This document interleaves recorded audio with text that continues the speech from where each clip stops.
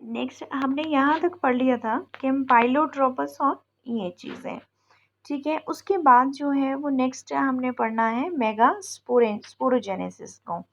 Megasporogenesis कह रहे new sales के अंदर माइक्रोपाइलर एंड की तरफ हाइपोडर्मल जो है सेल्स होते हैं, हाइपोडर्मल सेल्स, वो दो हाइपोडर्मल सेल्स जो हैं वो आर्किस्पोरियल सेल को बनाता है।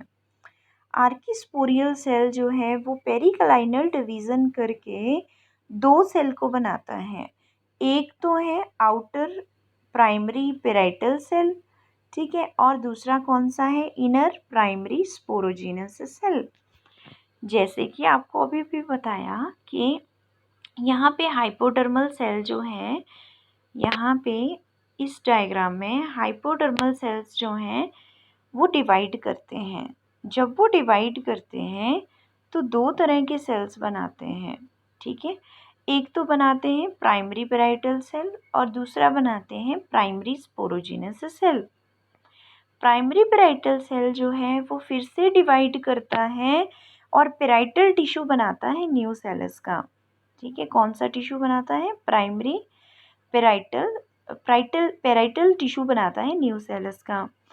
प्राइमरी स्पोरोजिनस सेल जो है वो मेगास्पोर मदर सेल को बनाता है, ठीक है। यहाँ पे ये प्राइमरी स्पोरोजिनस सेल जो है वो किसको बनाता है, मेगास्पोर मदर सेल को बनाता है।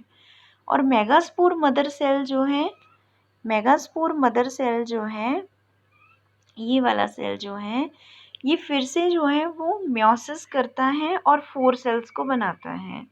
मेगास्पोर मदर सेल जो है ये म्योसिस करता है। आपको पता है जब भी म्योसिस होती है तो 4 हैप्लॉइड स्ट्रक्चर्स बनती हैं, तो 4 हैप्लॉइड मेगास्पोर्स बने, ठीक है।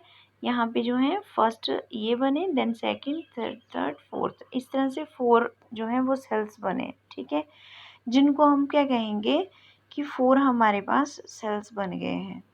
कौन से सेल्स हैं, मेगास्पोर्स हैं। कौन से सेल्स हैं, मेगास्पोर्स बनी।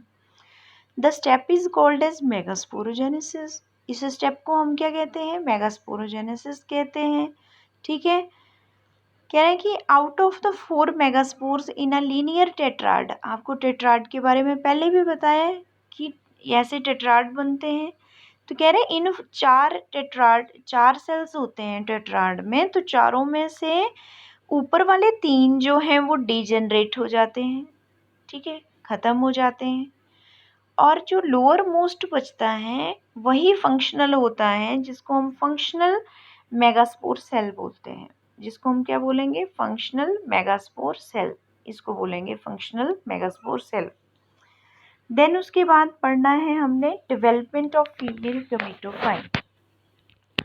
The functional megaspore forms female gametophyte और एम्ब्रियो सैक। कह रहे हैं कि जो फंक्शनल मेगास्पोर हैं, ये फंक्शनल मेगास्पोर हैं, ये जो है वो फीमेल गमीटोफाइट को और एम्ब्रियो सैक को बनाता है। अब आप भूल गए होंगे एम्ब्रियो सैक कहाँ था, एम्ब्रियो सैक था यहाँ पे, इस एम्ब्रियो सैक को बनाते हैं, ठीक है। तो मैंने क्या बोला कि जो यहाँ पे फंक्शनल मेगास्पोर बनी थी, ये जो है वो एम्ब्रियो सैक को बनाता है, ठीक है। मेगास्पोर का जो न्यू सेलस होता है वो 2, 4 या फाइनली 8 डॉटर न्यूक्लियाई में ब्रेक हो जाता है। जो यहाँ पे मेगास्पोर मदर सेल है, ये वाला मेगास्पोर मदर सेल है, इसका जो न्यूक्लियस होगा वो 8 न्यूक्लियाई बनाएगा, ठीक है, 8 न्यूक्लियाई बनेंगे। The nucleus of megaspore divides to form 8 daughter nuclei, 4 of which are located at each pole. 4 उनमें से जो हैं वो हर एक पोल पे चले जाएंगे।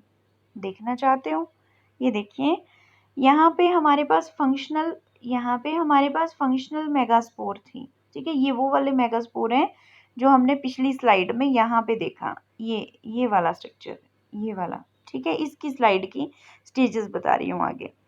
तो इसमें क्या होता है कि जो फंक्शनल मेगास्पोर हैं, इसमें जो 3 जो हैं वो डीजेनरेट हो गए, ठीक है। यहाँ लिखा है डीजेनरेटिंग मेगास्पोर्स।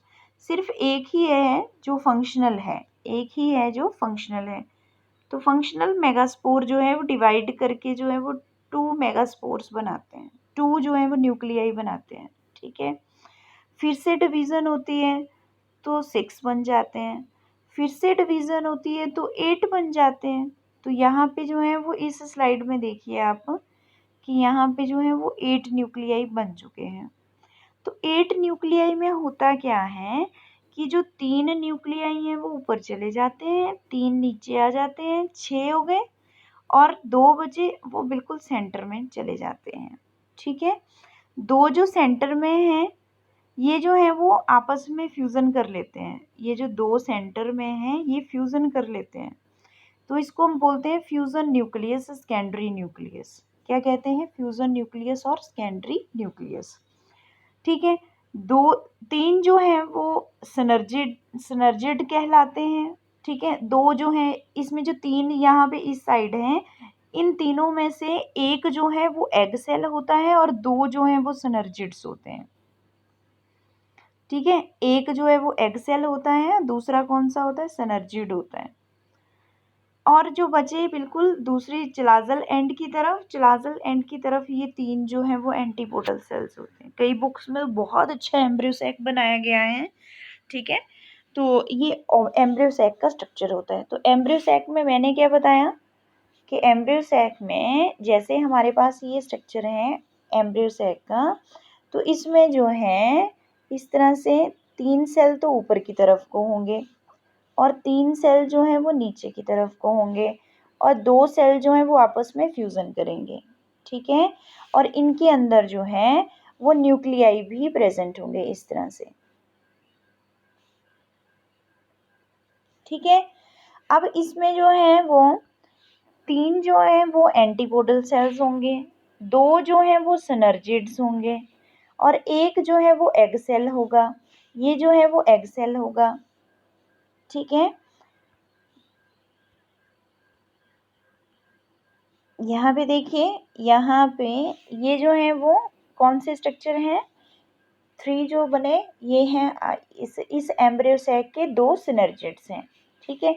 और इसके बाद जो है वो आप देखिए, इसके बाद जो है ये जो सेल है ये कौन सा है? एग सेल है। और ये जो दोनों जो हैं इनको क्या बोलते हैं? Secondary nucleus. और ये 3 जो हैं इनको क्या बोलेंगे? Antipodal cells, antipodal cells. तो ये स्ट्रक्चर बनता है डेवलपमेंट ऑफ एम्ब्रियो सैक का, ठीक है।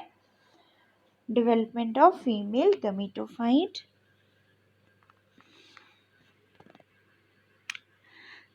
हमने यहाँ तक पढ़ लिया था, ठीक है। ये फंक्शनल मेगास्पोर से आगे हमने देखा कि एम्ब्रियो सैक बनता है, ठीक है। तो यही सारा कुछ इसमें दिया गया है, आप इसको ध्यान से पढ़ें इस सारे पोर्शन में जो आपको समझाया, ठीक है।